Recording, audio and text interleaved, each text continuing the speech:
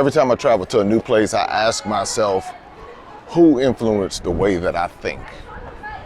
And I keep coming back to this Western culture, then oftentimes, honestly, dysfunctional Black culture, a lot of dysfunctional white culture, a lot of misinformation, and the power of that misinformation has literally shaped so many aspects of my life and how I see the world, my worldview, and how I see people. Take a look at some of my thoughts on this, and there's more on the way.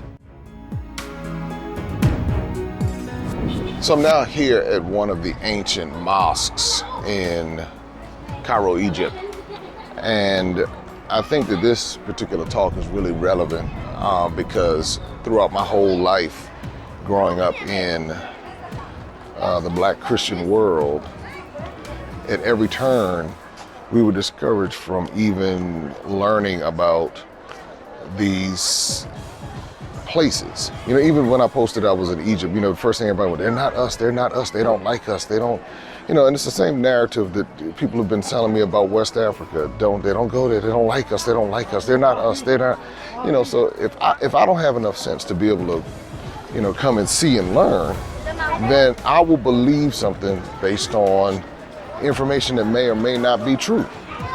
So, like the other night, you know, when I showed the video of going to have dinner with the family here in Egypt, they're Muslim, they don't primarily speak any, only 3 members speak English.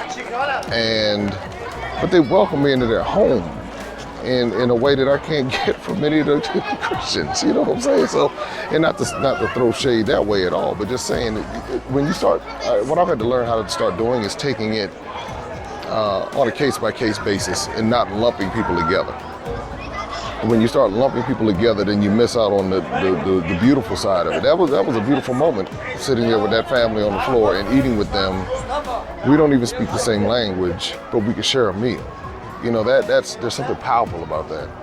And so what I've learned as I'm maturing my mindset is the value in appreciating the individual people instead of getting caught up in they don't like me, and living monolithically. And I think that's where many of us miss out, because we do things in a monolithic way.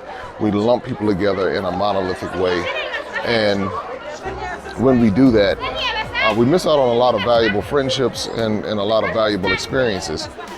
So in coming to Egypt, you know, this is not West Africa. This is a very different culture, and it's a very different part of the world, but nonetheless very important and a part of the continent of Africa and all of what Africa has to offer. And so when we begin to understand that, there are lessons here, there are pieces of the puzzle here. Just as I said when I was in the museum, there are pieces of the puzzle here that you won't get anyplace else. But if we're afraid to come, then we miss out. And some people are, you know, content living, you know, however they're living. But for me, I just said I was not going to allow other people's narratives to shape how I live. So anyway, this is, you know, just great to be here in Egypt, seeing the people have been exceptionally nice. I've not experienced all of the negativity that everybody tells me about. I know there's more to the story. I know that this is one aspect of it. I definitely want to speak to some of the Nubian tribes and learn what their situations are like. But again, I take people as individuals. I think that's the lesson in my world travels. I take people as individuals, and I get out of the monolithic, lumping everybody together.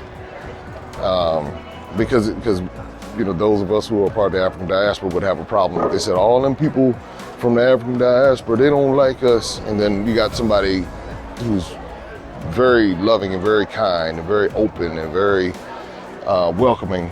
They get lumped into that group together, and that's unfair. So anyway, here, Cairo, Egypt, having a great time, and hope that you would have the opportunity to come and see this for yourself, see it all for yourself. I wanted to come back with this real quick because the other thing that I thought about is how, you know, you might be very well be dealing with a very racist system, meaning a lot of the Arab systems are racist. They had the whole history with the East African slave trade. When you look into that, it was as brutal, if not worse, than the European chattel slave trade. If I just look at the system and eliminate the millions of people that are probably oppressed within, meaning there are probably Arabs who are oppressed, light skin, dark skin, you name it, who are oppressed by these same systems of oppression. Because one, whatever the narratives are with this greed or whatever. So what I do as someone who, again, is maturing in my mentality, is I go to look for the individual. I was telling somebody one time, I said, it's like a double-edged sword. I said, the people who support me and encourage me, majority of them are Black American or African. But then I have my white friends who are like, man, Jay, keep doing what you're doing. I'm learning from you. This is inspiring me because I'm learning something I didn't know, because I was educated in the same system that miseducated all of us. So do I negate that person? I mean, and I can't. For me, I cannot do that because I know the role that many ethnicities helped in my development. I know the role that one of my first jobs was with a Hispanic man named Demas. And he gave me my first job, taught me how to rehab houses. One of my best friends in junior high school and high school is Chinese. I grew up around all ethnicities, white, Black, Indian. So do I now because of what, social pressure, because sometimes what people try to do is pressure you to take on their offense. And you just can't pressure me to take on an offense that I don't have. Now, that doesn't mean that I don't recognize the realities of what's going on, because I do recognize what's going on, but is that everybody? And I will always tell a story about the man who, his name was David Robeson. And while my Black, so-called African-American father was absent, running around doing his thing, David Robeson, a white man, was creating memories for me that I hold true to this day. All of these years later, he died in 1986, but I still call his name today. And so if I walk around looking at everybody like, oh man, these people just don't like me, then I would be disingenuous. And so what I'm saying is that a lot of us are missing out on relationships, opportunities, and all of that because we're holding grudges based on, sometimes it's other people's perspectives and opinions and culture. Now, this is another thing I won't do, because I remember I did an interview with a gentleman named Wally, and he talked about how when he was growing up, he was beat up by white people and all of that. So his perspective is different. So I respect the fact that he has hesitations there because of his encounters. And I'm not going to try to project on him, hey, don't, just see it the way I see it. He has his experience, and that's how it is. So what I've learned to do is to respect our collective experiences, because we all have all of that, and not be walking around with a chip on my shoulder, or walking around looking funny, these people don't like me. I'm telling you, it's interesting when people walk around with that narrative, because they're already on edge and don't even give people a chance. Now, I'm not saying being naive and just being wide open, but I'm just saying, consider the source of your information. And whether it's a propaganda, is it one person's perspective, maybe it's your perspective, I don't know.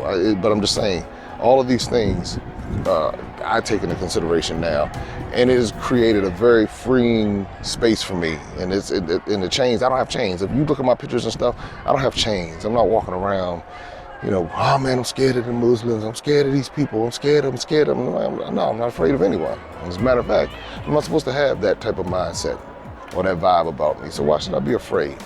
And that comes off, and it comes across to other people. Even when I don't speak the language, they can sense that I'm not afraid of them.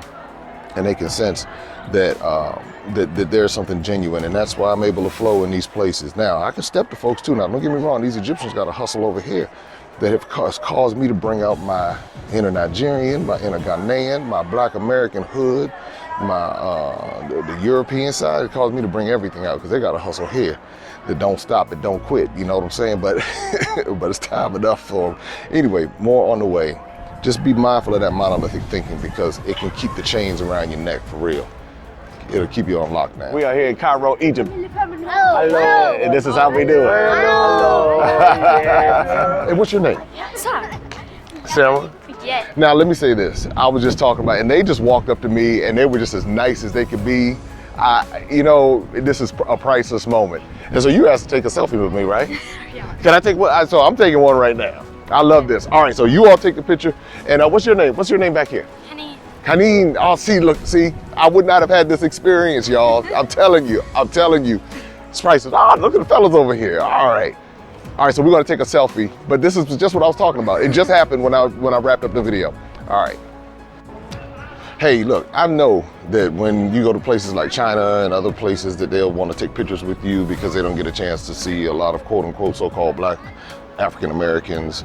But part of changing the narrative is that experience, that encounter with me was a positive one for her and those young people. And there's no telling how long they'll carry that experience for the rest of their lives. And so, hey, you know what?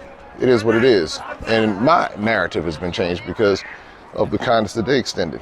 You never know what that does in that moment. That's all.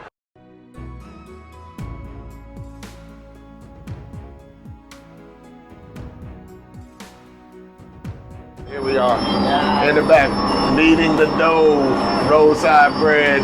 It's really not. Back up, yes, this is how we do it. This is how we do it. I love this. So it goes in, and you get a chance to see. Oh. He's working it out. Look at that technique. Look at that technique. Oh man, see? There it is. These are the priceless moments. Now he got something going on with his hand. He's twisting around. Look at that. Something's happening there. He's wop. There you go. And so this is what it is. They in here working hard too. So we have so many similarities across the cultures. And yeah, it's fascinating. All right, guys. Thank you.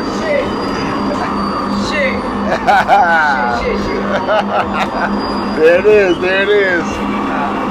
There you go. Yes. There it is. Going in. We're gonna catch it on the other side. Let's check the other side. This is what it looks like. Wow, what it looks like when it comes out. Hot bread. Look at that. All that hot bread right there. Hot bread coming out of the oven. That's how you do it. All right, thank you. All right, Cairo, Egypt. Everybody trying to live and everybody trying to survive. And if I listen to folks, again, that's why I got to come see for myself. So that's the bottom line. Come see for yourself. Get the peanut gallery out of your head. Because another thing, a lot of times people just straight got issues in their mind and they don't want you to be free. So they want to lock you down. So what I'm saying is get the peanut gallery out of your mind and go see for yourself. Open up your eyes and see all the fun and mystery. Take an African adventure with Darren and Destiny. From the mountains to the shore, so many things to explore. Take an African adventure with Darren and Destiny. The Adventures of Darren and Destiny. And Darren and Destiny are twin brother and sister, and you go on their adventures throughout the African diaspora, meaning so African diaspora destinations, primarily focused in Africa, but we go to South America, we're going to go to the Caribbean. Their first book is going to take you to Ghana, and then we're going to go on a safari, and from there we're going to go to Ethiopia, and then we go to Salvador, Brazil.